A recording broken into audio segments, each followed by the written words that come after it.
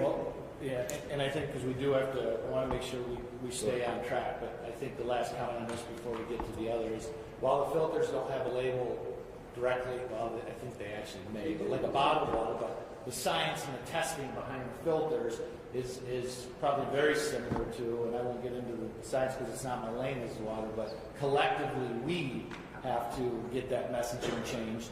And I don't think it's just about trust. I think it's more than that. And I think collectively the messaging on what is working is kind of the direction we have to go as far as the science behind the filters and how they work, as well as with the bottled water.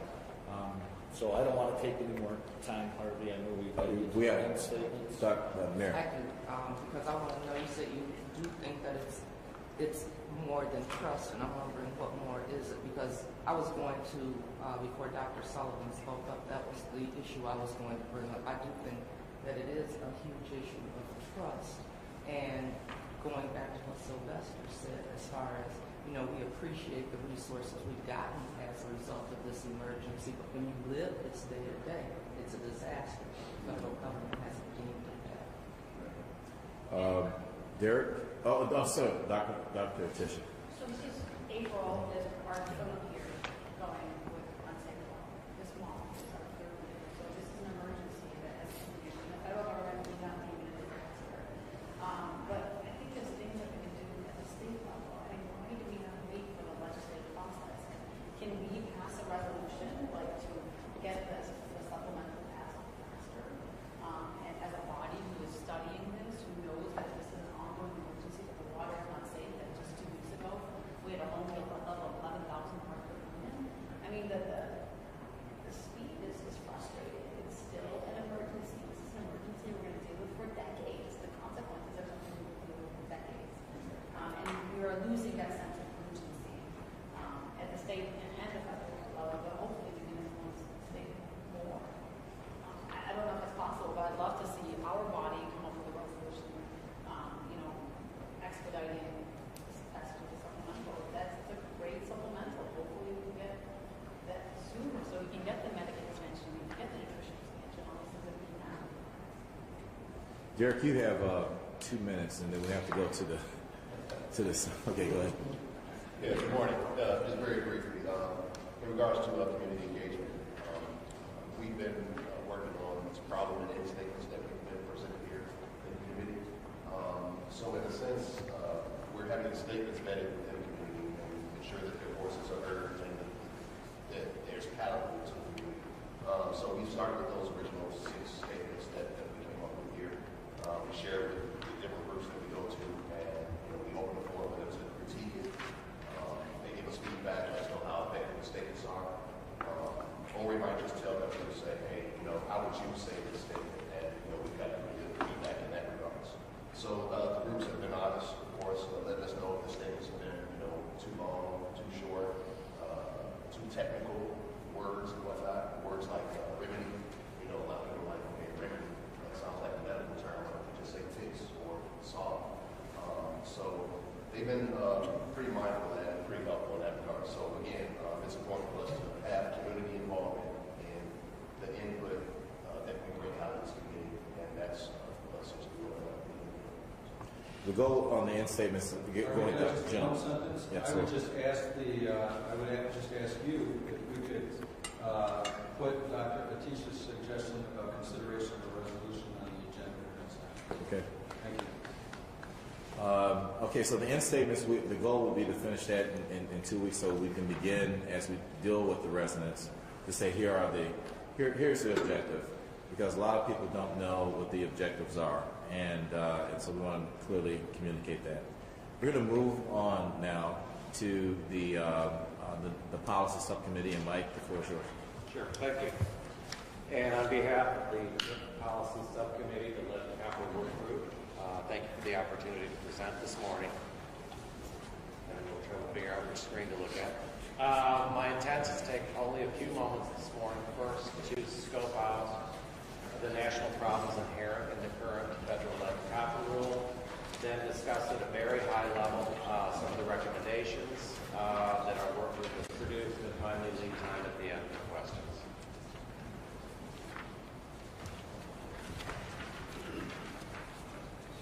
As we've worked through the crisis in Flint, it's become evident that what has occurred in Flint is part of a larger national problem. There have been red flags before, starting first in public conscience in D.C. as far back as 2001, Chicago in 2011, currently in Philadelphia and Newark.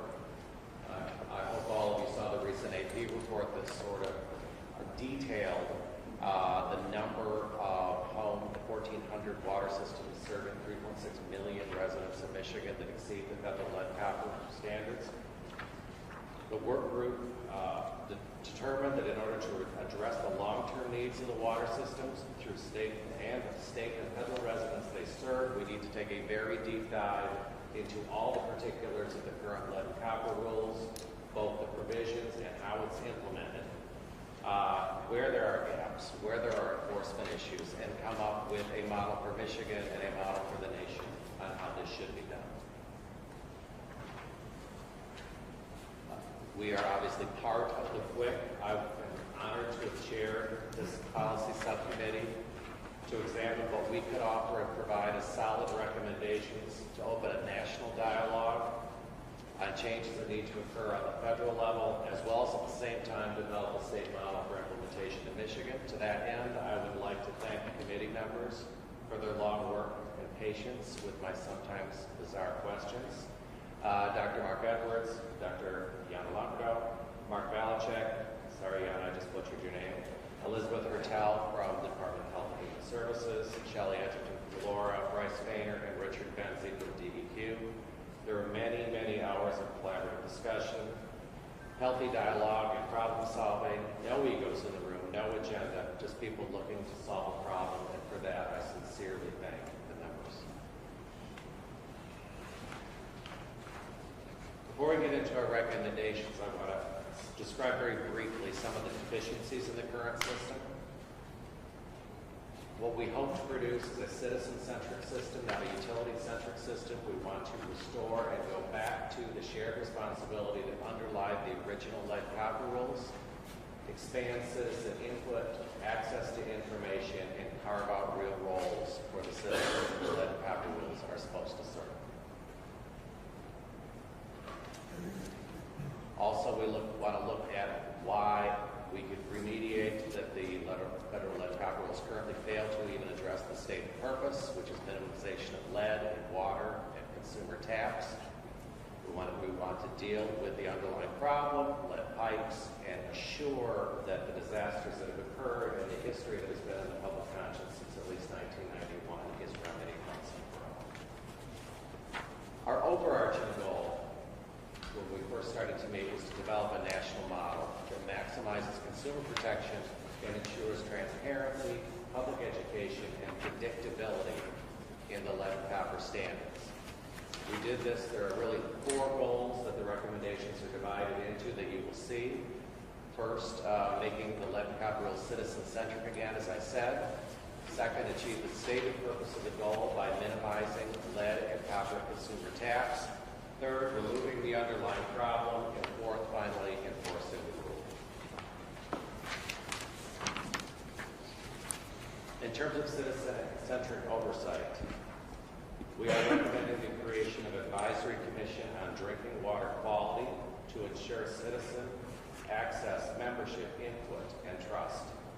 The commission will be charged with continually assessing the science, continually assessing, monitoring, testing protocols, water treatment, recognizing that the science in this will continue to evolve. We want and need to have a continuing presence. We are also recommending the establishment of water system advisory councils for each and every public water system. Over 500, those smaller systems will be allowed to either delegate their responsibilities to the overall state advisory commission or develop collaborative ones with other small water systems. The advisory commission will be charged with leading training so that those involved at the local, state, regional, and advisory commission level will have access to up-to-date information and to assure that there will be active community participation, members, and groups within the community. It's important to empower in both the advisory commission and the advisory councils We want to empower them in very real roles. So, for example, the advisory commission would be vested with rulemaking authority on notification and public education requirements. The new water system advisory councils on the local level would be charged with implementing those strong functions with a real public input and public access.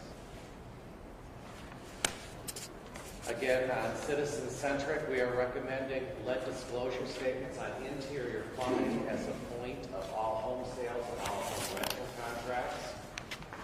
We are recommending significant reductions in notification requirements to bring the lead and copper rules into the 21st century and comport with current technology. For example, reducing the lead customer notice for incidents from 30 days to 2 business days, and reducing the public water system-wide notification requirements from 60 days to 30 days, cutting them in half.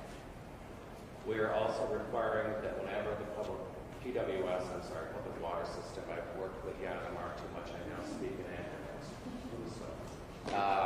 to notice all billed customers and expand the community outreach to include community centers, child care centers, schools, a whole host of activities so we get the broadest brush of information. Finally, for the first time, we would be establishing a household action level. This is above the lead action level. A household action level would require higher notification and access to blood lead testing for all those homes that exceed that level. Thank you. Again, on citizen-centric, we are expanding the public education, recommending expanding the public education requirements in the current lead and copper rules, both in terms of what's in them and in terms of how far they go. I won't go into this. I want to sort of publicly thank at this point Dr. Yana for her input and information on all this. It's really nice to be working with national experts.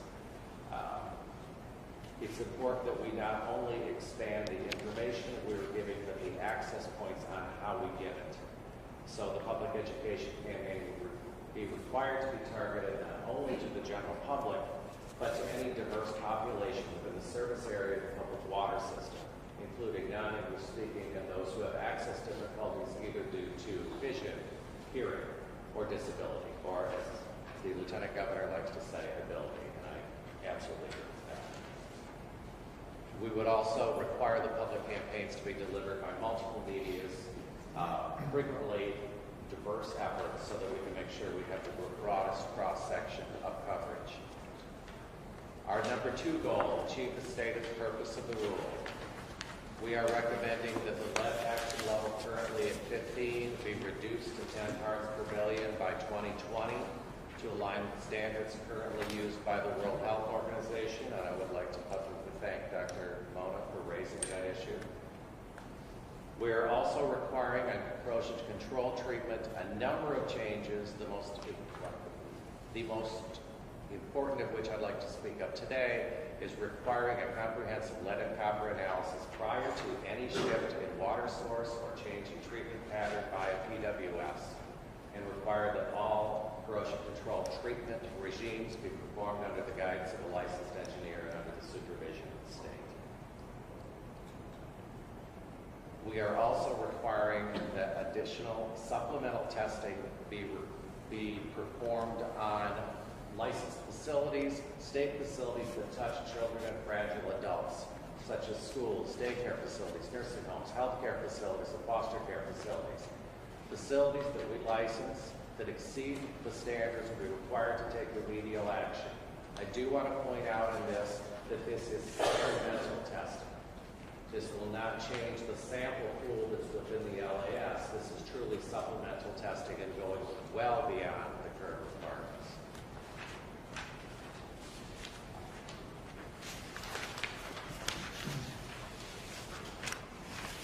Again, under achieving the stated purpose of the rule, the tap monitoring of the current lead and copper rule is designed to capture the worst case lead in high-risk homes. Holes in the current system lead to instances where worst case lead may not be captured or high-risk homes properly identified. Variances in sampling protocols as well as the targeting of homes that do not meet high-risk criteria can produce misleading results. What you will see in the recommendations on sampling and testing is a multifaceted approach to ensure uniformity, validity, and awareness of current testing, sampling, and monitoring protocols. So you will see such things as removing exceptions for reduced sampling and defining the type of samples we're taking, requiring annual testing, and removing the current variances in the LCRs that allow some systems to only sample up in 9-year intervals. We're requiring the sampling occur in the summer months unless an alternative schedule is approved based on explicit knowledge that problems exist in other time periods. Critical to this, we are also requiring a system inventory to be completed by all public water systems. It's really a 3-phase requirement. 3 months for planning and execution, 3 months for a status assessment, 18 months for planning and execution, and 9 months with validation, leading to 30 months if my time is correct. My math, I'm sorry. Goal number 3, removing the underlying problem. The work group is recommending that we prohibit lead service line replacements during both LCR remediation and during system maintenance. As late as 2014, the EPA has estimated there are roughly 10.3 million full or partial service lines still in existence in the United States. In the original LCR adopted in 1999, there was a provision in place which allowed or permitted control to be specified. Of those service lines, the 2000 amendment to the federal LCR permitted water utilities to perform partial line replacements from the water line up to what they perceived to be the private property line. The work group is recommending that we revert back to the 1991 standard that allowed and empowered and required BWSs to replace partial lead service lines. We are also requiring secondary notification to homeowners and neighbors to warn them that the replacement process is ongoing, the physical dangers, the particulate issues that could arise during those replacements.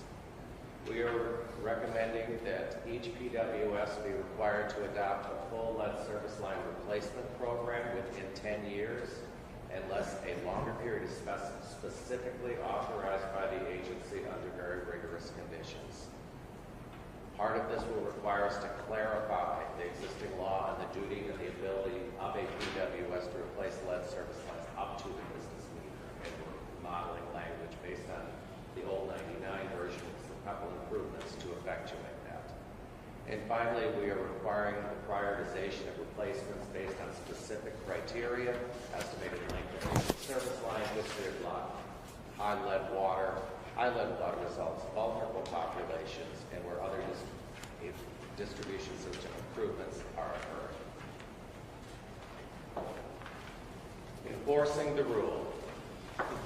Section 1413 of the Federal Safe Drinking Water Act denotes that states have primary enforcement for public water systems. Most enforcement actions arising under the federal LCR arise from state action. Federal guidance on enforcement actions could best be described as Byzantine, with complicated tiered enforcement mechanisms that do not provide either predictability, uniformity, or similar treatment as a result of similar instances. So we are recommending that the state adopt fines for violations of state rules that are predictable and uniform, with a clear understanding of what the fine parameters are so that the public and the water systems have knowledge of what will occur. We're also recommending that the fine scheme that is ultimately adopted have automatic increased fine levels for repeat violations and staggered fines based on the severity of it.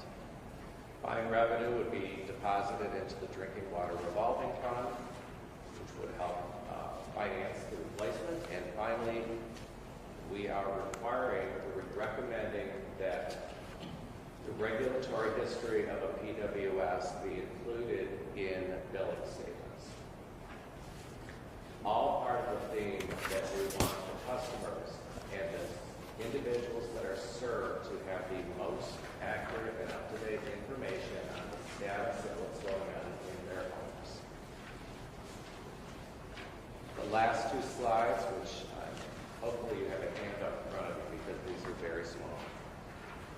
We go through a highlight of the changes we've made, analyzing the current versus what we are recommending. Harvey, I know I did not use all my time. No. Go ahead. Go ahead. Keep going. No. Most of the information in here has been included with what I've talked about. There's just a little more specificity.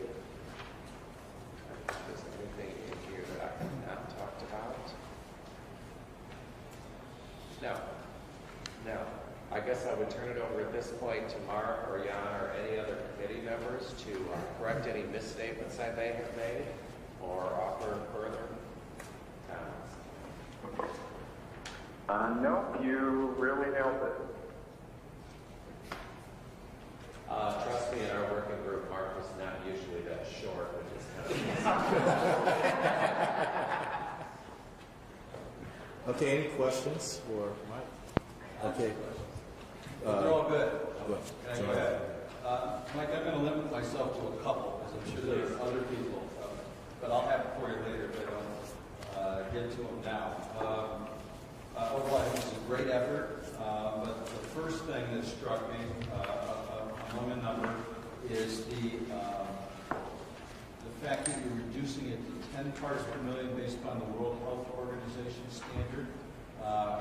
Again, I think that should be a foundation. I mean, that's a worldwide standard, including countries who are not as fortunate as us, whereas we are, quote-unquote, pure Michigan, and there are studies that suggest that it should be less than 5 parts per billion.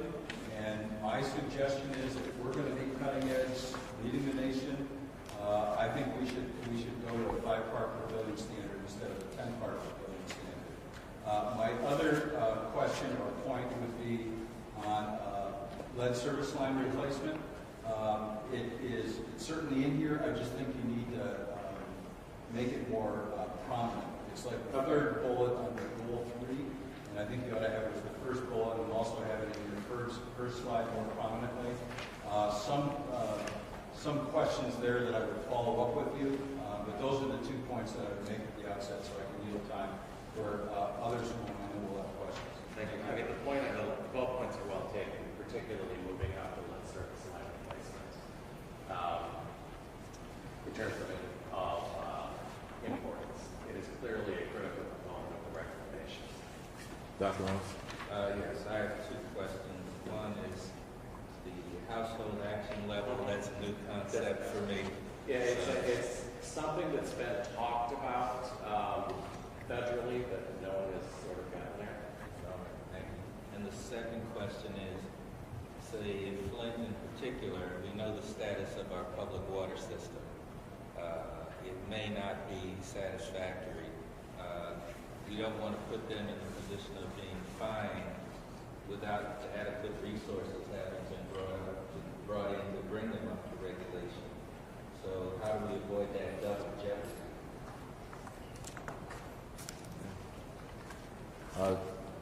Go ahead, Doc. Go ahead. I understand your point, particularly with regard to some of the items being made. But I would offer, however, that particularly in terms of the public notification and public education requirements that we're placing on public water systems, there is no excuse for not being able to comply with that right now. Dr. Sullivan? Thank you very much. This is really wonderful.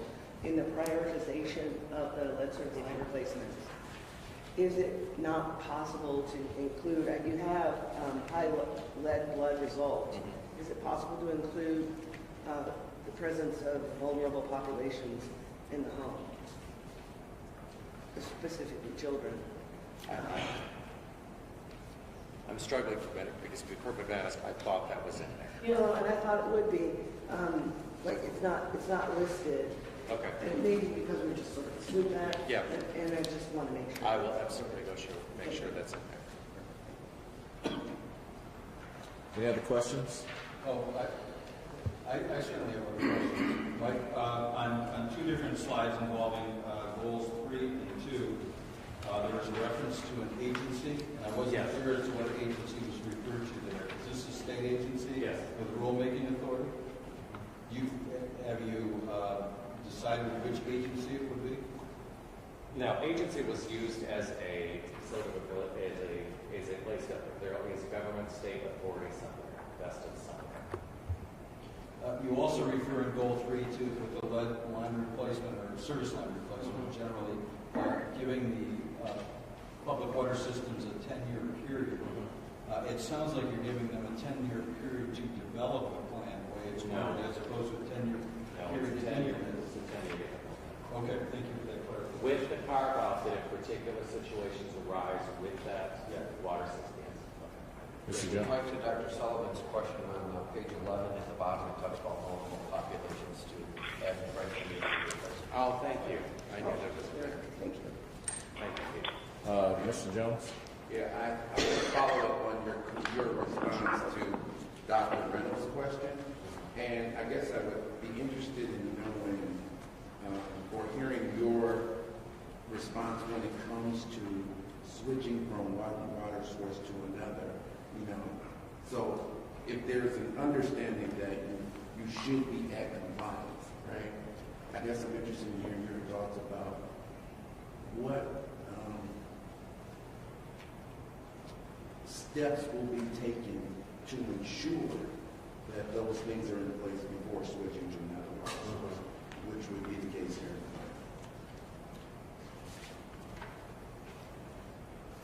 Mike, could I help you with that? Thank you. That would be very good. So under the EPA order, the 1431 order from EPA, it sets out a very deliberative construction timeframe for that. And it says that you, in order to switch any water supply, you have to test your plant. You have to run through the pipe loop testing. And so there's been full conversations between the water treatment individuals, the EPA, and the state relative to that. And that's part of that EPA order. So in the case of the Flint water situation, if that was actually followed, we wouldn't be where we are right now. What I was referring to is you switch water sources from your current water source to a raw water source or change your water source.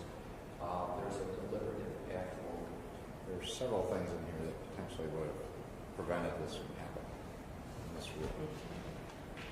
Including the sampling, including the water source change, including there's several steps that would have created a different answer.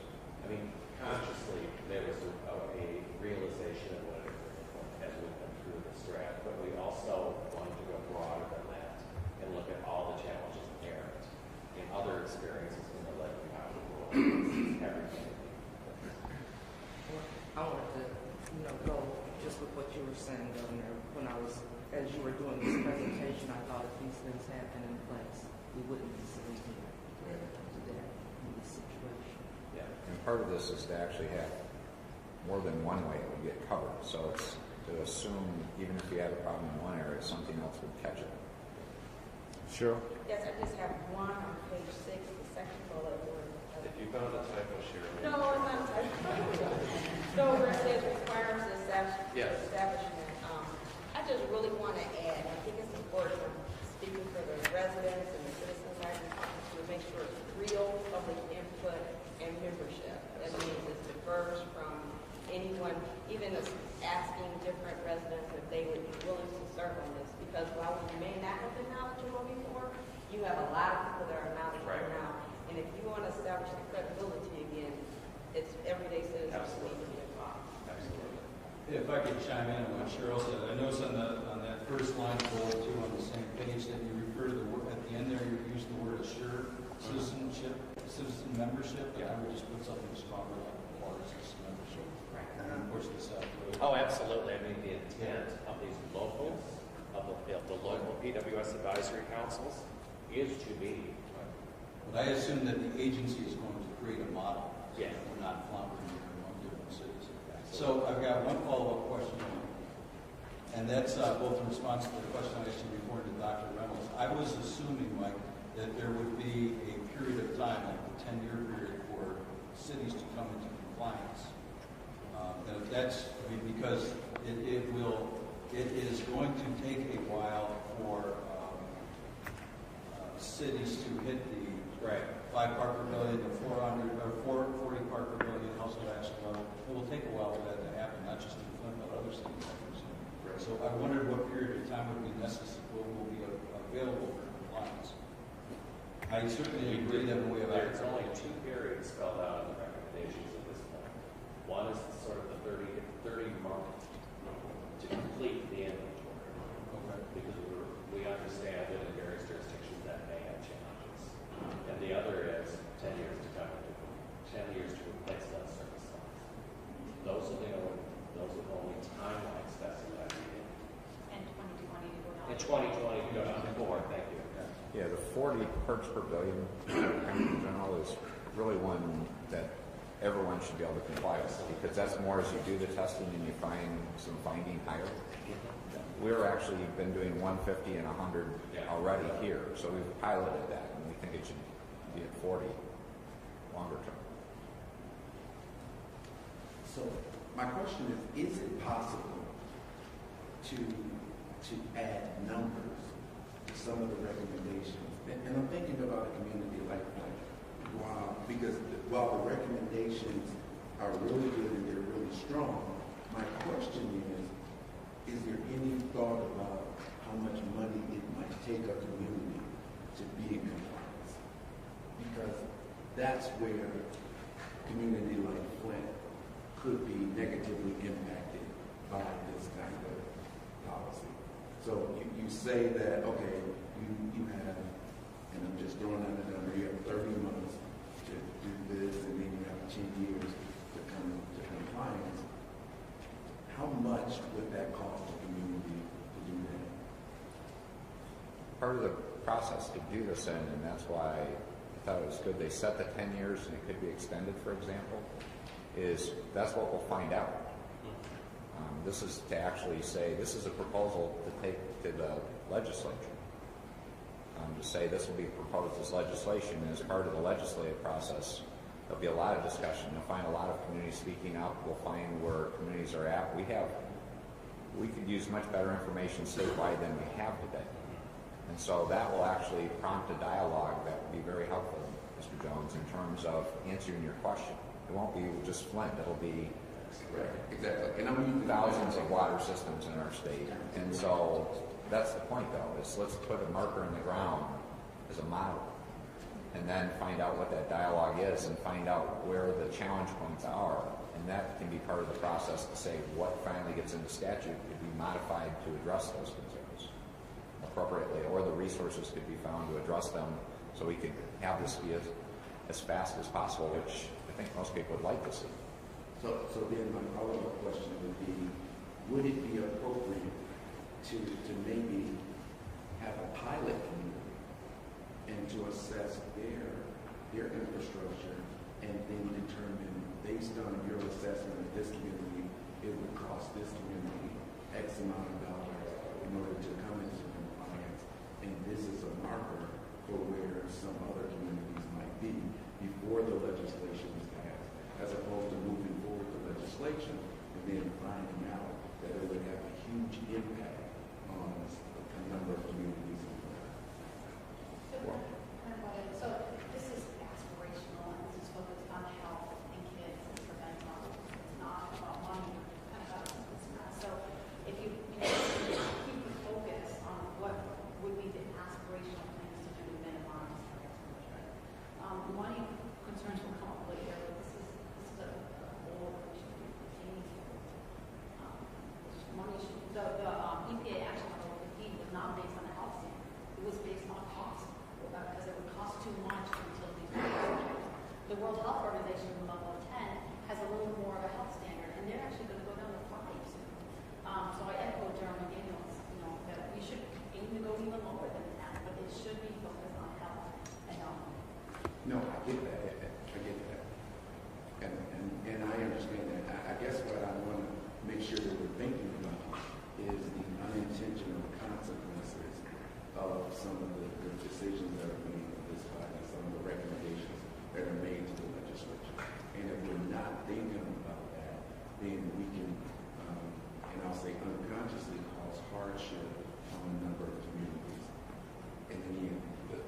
of here is unconsciously cause hardship. We certainly want to aim for the safest legislation that will protect people. We also want to be mindful of what such legislation, how that will be, recognizing that we all have the same goal here. Now, what I'd say are two or three things. One, there is no standard public water system in terms of where they're at with respect to this. It varies dramatically. So I'm not sure there is a pilot that would represent the sample of all the systems across the state. The other one is, in some ways, it's not a pilot, but in fact, Lansing was a great role model to do it. And what we're doing here is actually a great representation of people addressing this question more aggressively than the current law requires, the federal law requires. The federal law is dumb and dangerous. And the point here was let's set a higher standard faster.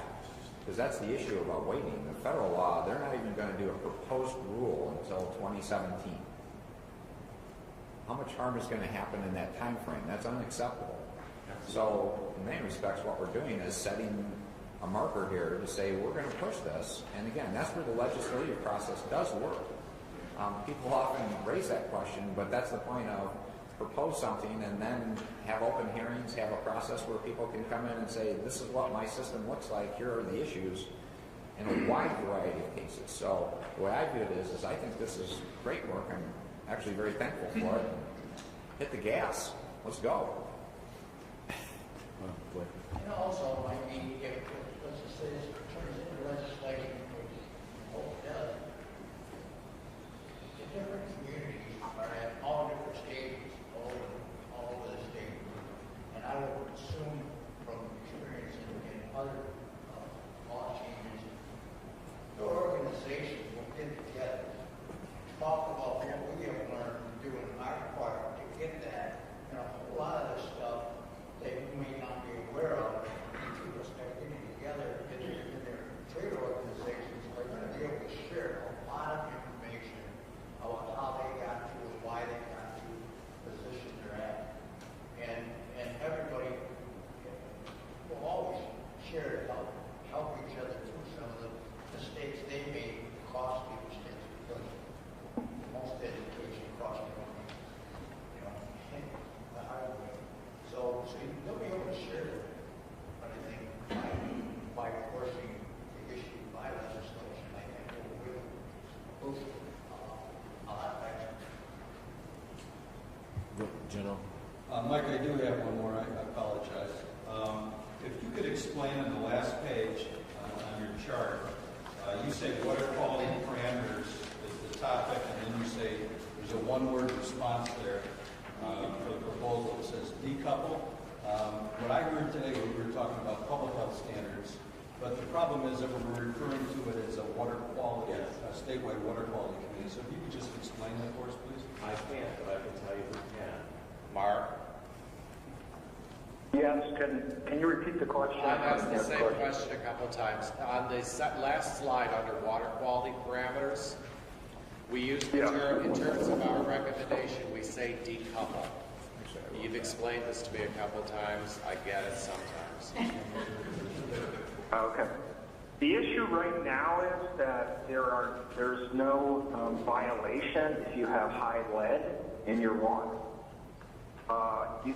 The violation that you can get is that if you exceed the pH range, if you're outside the approved so-called water quality range in terms of inhibitor dose or alkalinity or pH.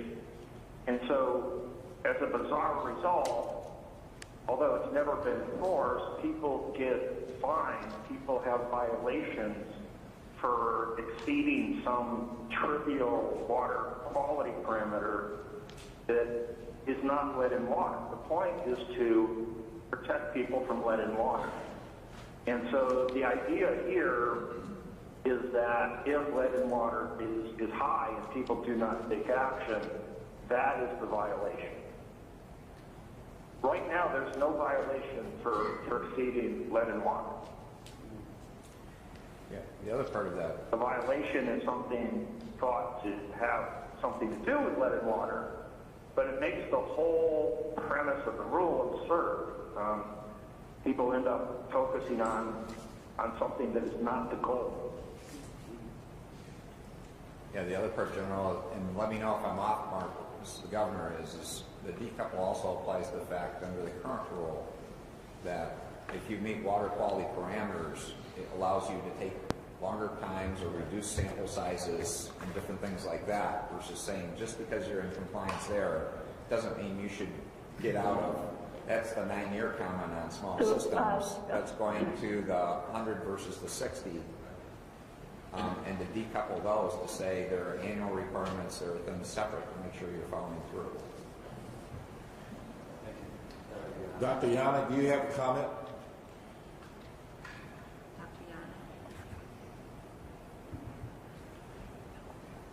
Dr. Yana, did you have a comment, Dr. Yana? Are you on mute?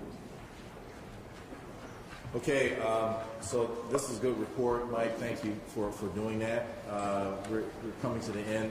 There's no new business.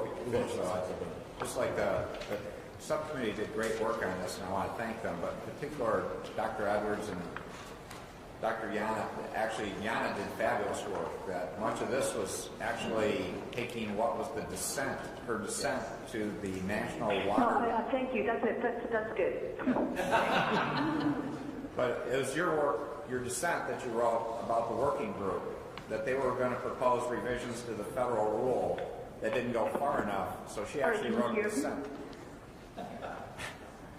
Hello? Hi, Doctor. We can hear you, Dr. Yana. Were you saying something?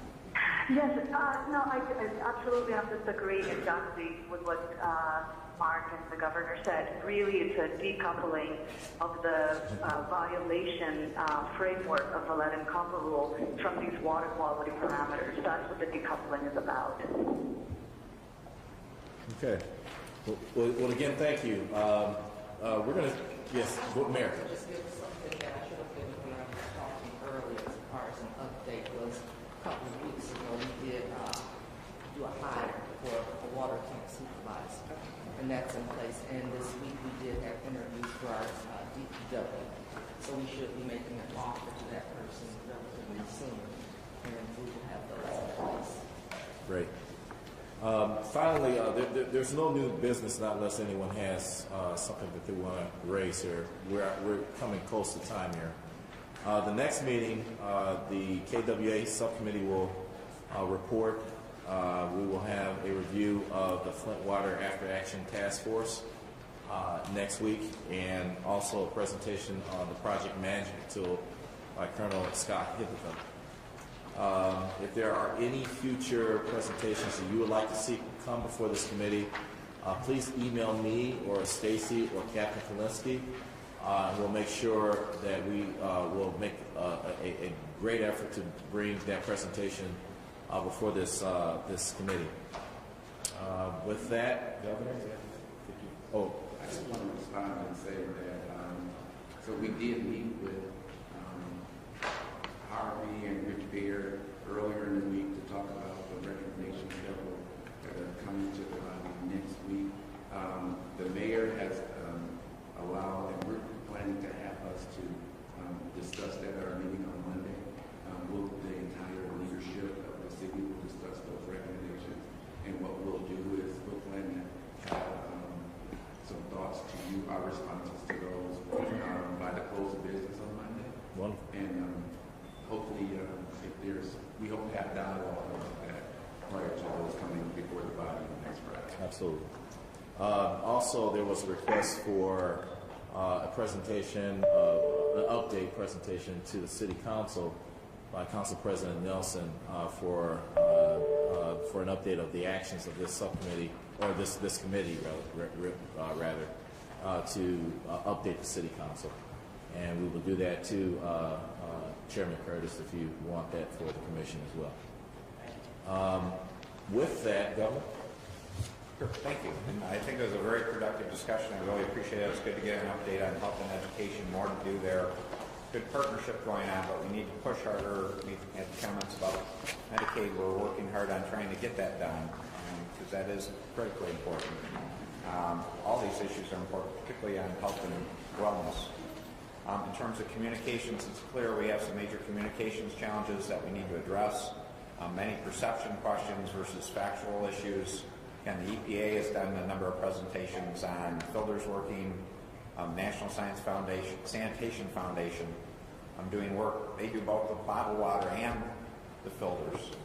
And there's the expo tomorrow, so hopefully that might be helpful in terms of, I hope a lot of citizens having an opportunity to ask experts directly in terms of a number of these issues. And then, again, thank you to the lead and copper rule. I don't call it the federal rule anymore, which is dumb and dangerous.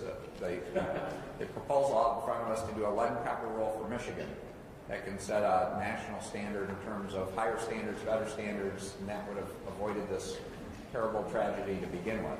So I hope we can continue that process. That's something we can take to the legislature and have a good, healthy discussion. So thank you for your time today. It's been a very good discussion. Let's keep pushing, moving forward to help things here. It's 10:30. We're done.